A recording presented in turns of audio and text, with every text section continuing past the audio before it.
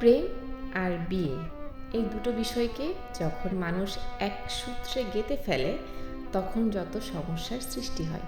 অর্থাৎ প্রেম প্রেম এবং বিয়ে।